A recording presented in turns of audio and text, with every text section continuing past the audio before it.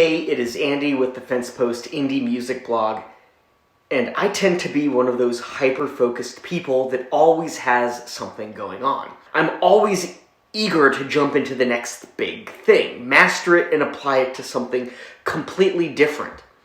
I think that's why I'm so obsessed with vinyl records. It's very experiential, but it can also be background.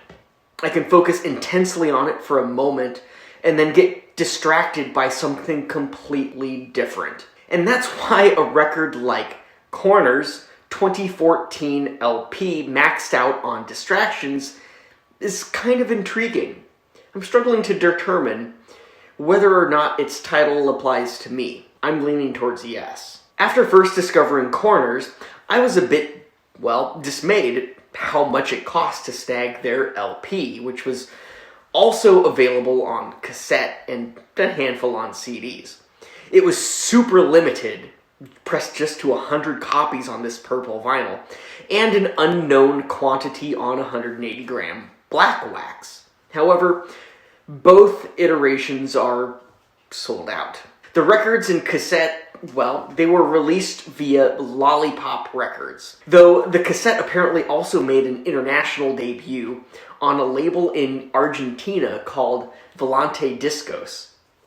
CDs do appear to be available on the band's Bandcamp page, which I will link to in the description of this video, just in case you want to pick up a copy for yourself. A vinyl copy was listed on eBay for a reasonable sum. I mean, we're talking mid-$20 here.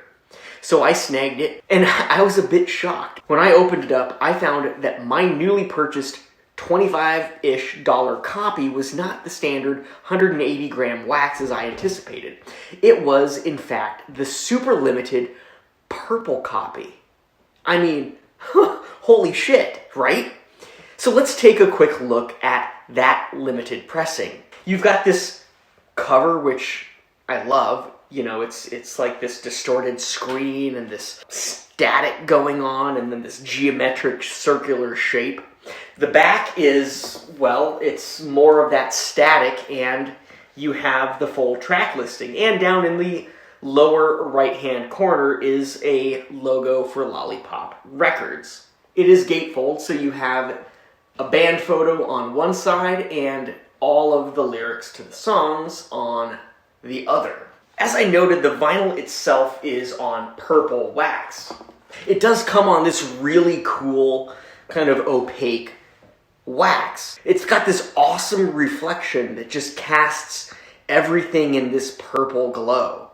I don't know what they did to it, but it seems different than other purple vinyl that I've seen. Let's talk about the album and the music itself. Maxed Out on Distractions contains a, gothed-out blend of garage rock and post-punk, and Corners delivers it all with a raw industrial energy that you'd expect from an album that fits those niche subgenres. The band doesn't just make music. Each member fills other roles both in the band and, in the music industry, predominantly on the recording and engineering end of things. So there is that. They are creators and innovators at heart. And with Maxed Out on Distractions, the guys inject just enough classic LA punk to draw, lineage to their roots while slapping you full force in the face with something that is invariably their own. This diversity keeps the album interesting, hopping from one style to another without really seeming too disjointed. In Love Letters, Corners puts an emphasis on the synth, drawing forth traits of gloomy goth rock and the darker side of new wave. The video, shot and directed by Alfredo Lopez, also is dark and smoky. But no song had greater impact on my love for Maxed Out on Distractions than the closing track, The Spaceship. Not only is it insanely catchy post-punk, the video quickly became an all-time favorite. I'll link to both the videos for Love Letters and the Spaceship in the description so you can check out them at your leisure. Other top tracks on this album include the opening track, We're Changing, with synths that rival, well, those on Love Letters. There's the choral successor, Caught in Frustration, which is mellow in comparison to, well, much of what you'll hear throughout Maxed Out on Distractions. The band jumps between synth-heavy sounds of Love Letters and songs like We're Changing, and the raw, gritty guitars of the Spaceship. These songs are powerful, catchy, and quite memorable. This back and forth keeps the album interesting while simultaneously keeping it from getting too monotonous. I've touched on only a few songs, but rest assured that Maxed Out on Distractions is packed with plenty more that are just as dark, just as hard-hitting, and just as effortlessly cool as those that I've mentioned.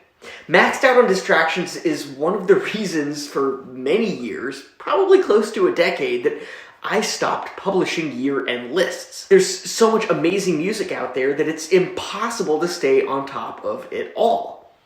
Inevitably, something slips into the top 5 a year or two down the line. It's a truly great album, and one that probably would have been quite high on my best of list for 2014 had I discovered it that year. Don't forget to like this video, subscribe to my channel, and, well, I'll see you next time.